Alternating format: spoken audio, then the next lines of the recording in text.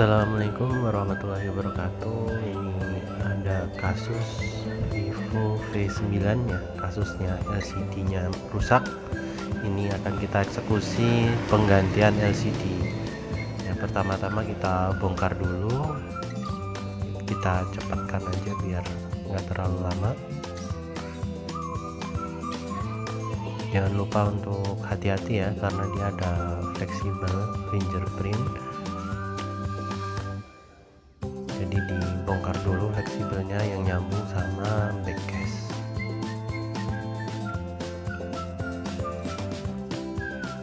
Nah, selanjutnya kita akan bongkar tutup mesinnya untuk mencabut baterai. Jadi biasakan untuk proses apapun yang menangani HP sebisa mungkin, atau mungkin elektronik yang lain, laptop dan lain sebagainya, sumber daya itu diputus terlebih dahulu ya, untuk menghindari adanya korsleting. Nah, ini fleksibel LCD-nya ya, kita tes dulu LCD yang udah kita siapkan.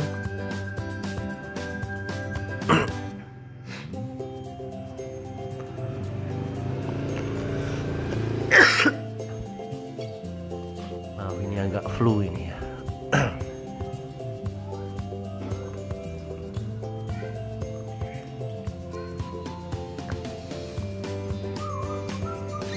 Kita tes dulu LCD-nya. Sebelum dipasangkan,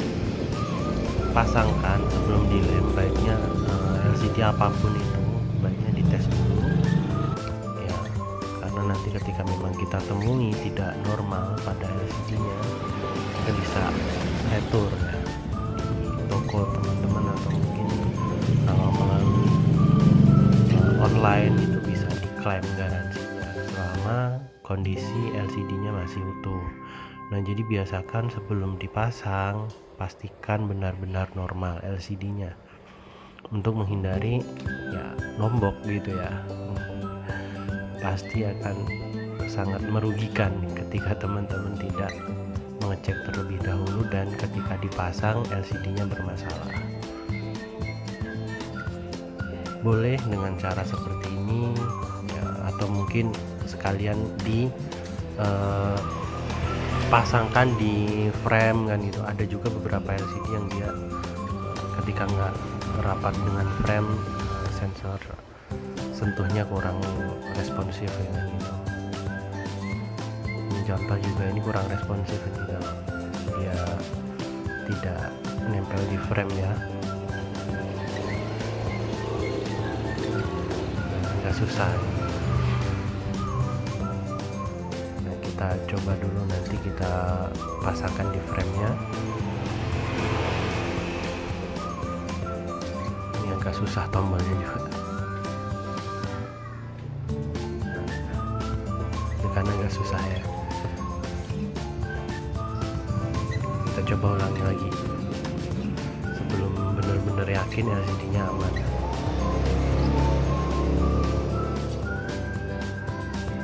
Karena ini dia kedeteksi sensor jaraknya ya di atas, karena posisinya tengkurap. Ini apa namanya, HP-nya, jadi tadi sensor fingerprintnya tidak terbaca dengan baik gitu. Ini kita tes, karena ini tidak dikasih sandinya ya dari usernya, jadi kita bisa ngetesnya cuma dari sentuh-sentuh, kemudian dari panggilan darurat. Oke, kita anggap ini normal lah ya. Kemudian kita next lanjut, nanti kita bongkar baterai, kemudian kita bongkar LCD lamanya. Terus ikuti video ini sampai selesai ya, jangan di skip. Nah, berikutnya kita bongkar baterainya dulu ya. Sebelum kita buka LCD-nya, kita bongkar dulu baterainya, karena ini nanti akan kita panaskan ya menggunakan blower. Jadi lebih amannya baterainya kita singkirkan dulu, menghindari hal-hal yang tidak diinginkan seperti itu. Ini fleksibelnya kita cabut dulu, kemudian kita pakai bantuan blower ya. Untuk suhunya sekitar 200 ya, 200 sampai 250. Anginnya kenceng aja nggak apa-apa, terus diputar-putarnya yang cepat ya, jangan berhenti di satu titik gitu. Bisa jadi framenya kalah. Udah dirasa cukup ya, kita pakai alat vakum. Ini kebetulan sepertinya LCD-nya pernah diganti dan lemnya tidak terlalu banyak, jadi gampang copotnya. Ada juga yang dia sangat sulit, jadi mungkin teman-teman membutuhkan cairan itu bisa alkohol ataupun yang lain, itu banyak dijual di pasaran. Dan pastikan sebelum melakukan pemasangan, bekas lem yang dari LCD yang lama itu harus benar-benar bersih ya. Kotoran-kotoran, debu-debu, atau mungkin pecahan-pecahan LCD dari yang lama, pastikan semuanya bersih untuk menghindari akan nanti tertekan oleh LCD baru dan membuat LCD yang baru itu rusak. Nah, ini saya tambahkan ya, ini isolasi ya, isolatif anti panas. Gunanya apa? Ini untuk menghindari terjadinya grounding dari fleksibel LCD-nya ke frame. Biasanya itu mengakibatkan ghost touch, jadi LCD-nya nyentuh-nyentuh sendiri gitu ya. Nah, itu salah satu caranya dengan diberikan isolasi. Nah, sebenarnya isolasinya nggak harus yang anti panas juga nggak apa-apa, isolasi kertas biasa juga bisa gitu kan, seadanya juga nggak masalah gitu. Atau isolasi yang secara umum dipakai gitu. Ini dipasang di sela-selanya ya, harus hati-hati juga karena wilayah ini cukup sensitif. Ini saya tutup.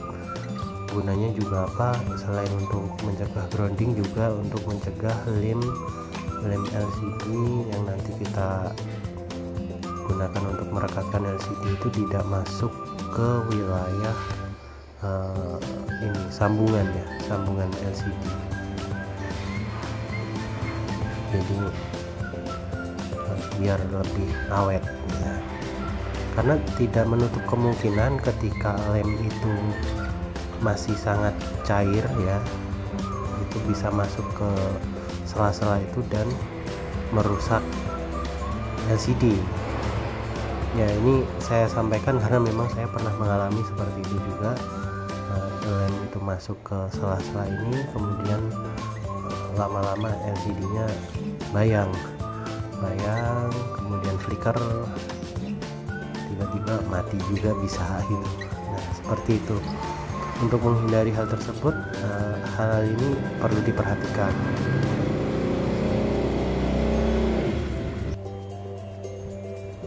Berikutnya jangan lupa untuk dipasang kembali ya saringan speaker atasnya, karena biasanya kelupaan nanti ya. Kalau memang saringannya masih ada, baiknya dipasang lagi biar rapi ya. Nanti juga pinggir-pinggirnya ditambah lem LCD ya untuk bagian atas itu, supaya cahaya dari LCD-nya nggak bocor keluar dari sela-sela itu ya. Jadi dikasih lem lagi, baiknya seperti itu. Nah, ini kita pasangkan. Kebetulan ini dari LCD yang lamanya dia masih ada ya untuk saringannya ini. Kalau nggak ada itu jelek banget.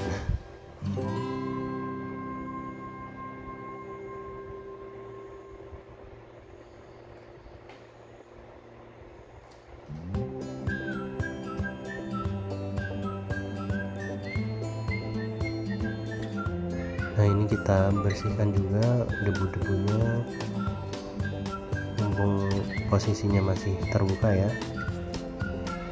Sebisa mungkin kita bersihkan sebersih-bersihnya.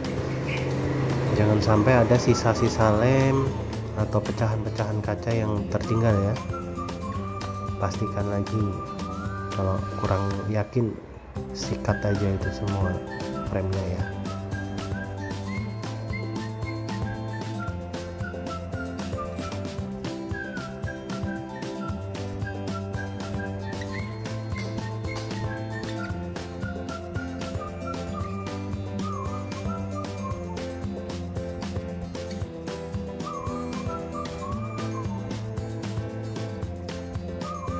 Kita pinggirkan dulu LCD-nya,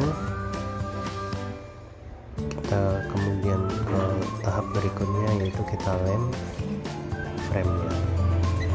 Ini videonya saya cepatkan aja ya. Untuk ngelemnya secukupnya aja, jangan terlalu banyak, nanti ketika terlalu banyak dikhawatirkan akan masuk ke sela-sela LCD, jadi secukupnya aja. Oke, kita pasangkan, hati-hati.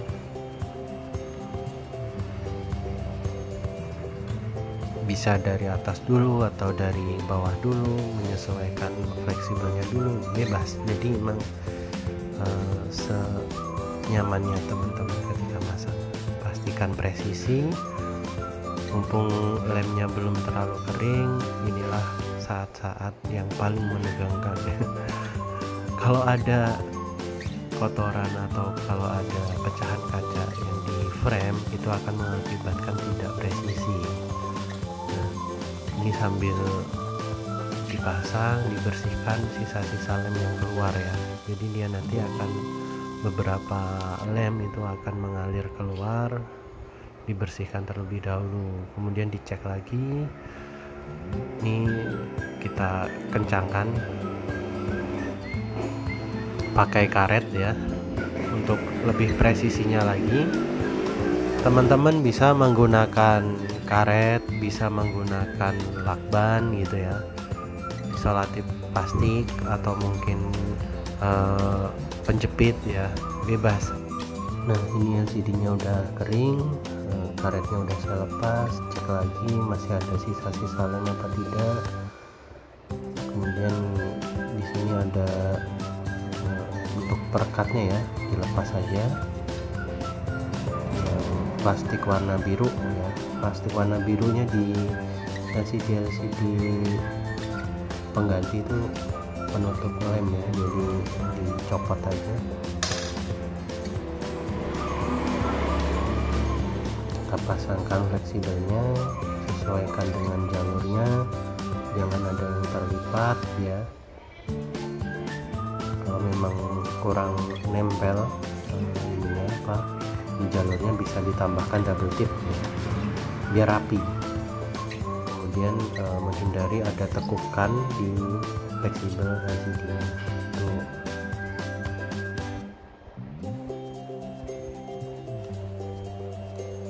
Kalau udah dipastikan lurus, tinggal kita pasang baterainya.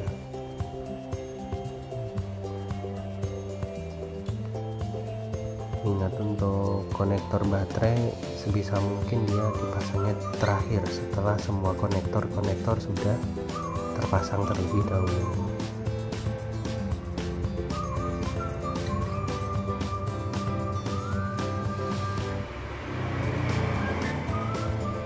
Kita pasang konektor baterainya, pastikan semuanya udah oke. Kita tes LCD-nya.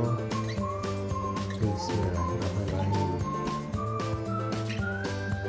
Nah, udah. Ini loadingnya agak lama, saya cepatkan aja. Nah, ini udah nyala. Nah, tadi ketika posisi belum di frame dia touchscreen-nya kurang sensitif ya. Ini ketika udah di frame dia sensitif. Kita tes ya, karena kita nggak tahu kata sandinya ya. Kita coba scroll aja dari tampilan awal. Ini udah cukup mewakili bahwa touchscreen LCD dari yang kita ganti ini masih apa ya, berfungsi dengan baik lah gitu. Untuk touchscreen-nya nanti ketika memang posisi udah diambil user, biasanya saya sarankan untuk dites terlebih dahulu sebelum dibawa. Silahkan dites dulu ada yang nggak normal nggak, brightness-nya gimana, kemudian touchscreen-nya rasanya seperti apa, apakah nyentuh sendiri apa enggak. Ketika memang sudah dirasa oke, ya udah silakan dibawa pulang. Kita matikan, kemudian kita rakit, kita rapikan semua komponen-komponennya kembali. Ini karena baterainya udah nggak nempel ya, kita kasih lem sedikit aja, nggak usah terlalu banyak ya, sekedar pinggir-pinggirnya itu yang udah ada hitam-hitamnya double tip bawaannya itu kasih aja dikit-dikit. Gunanya apa? Biar HP-nya tidak goyang-goyang ketika nanti mungkin jatuh atau apa, tidak tergeser. Nggak usah terlalu banyak, nanti takutnya ketika ada kasus lain atau mungkin harus bongkar LCD kembali, LCD-nya rusak kembali, teknisi mungkin kalau balik ke kita lagi sih oke ya, kalau mungkin ke teknisi yang lain itu tidak kesulitan ketika membukanya. Dan biasakan pakai lem yang bisa kayak lem LCD, itu pun sedikit secukupnya aja, itu memudahkan untuk pembongkaran berikutnya. Oke, berikutnya kita pasang cover mesinnya.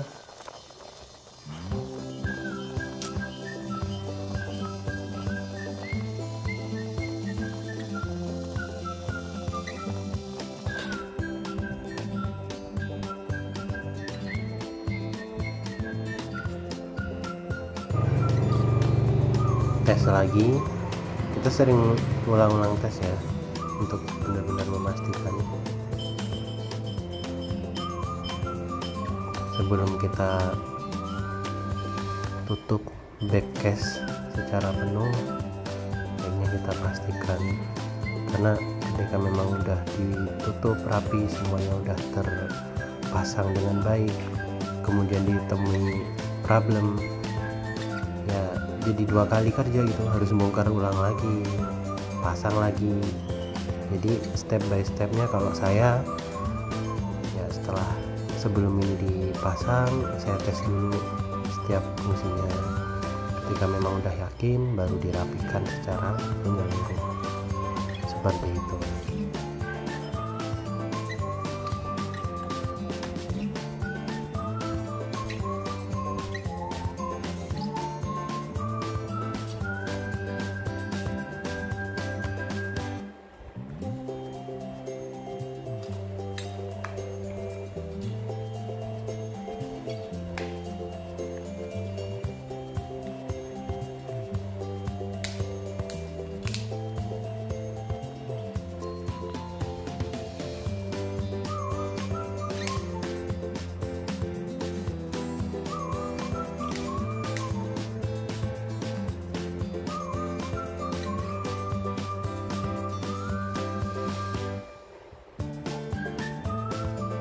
Oke, ini kita tes, sudah kita rapikan, tes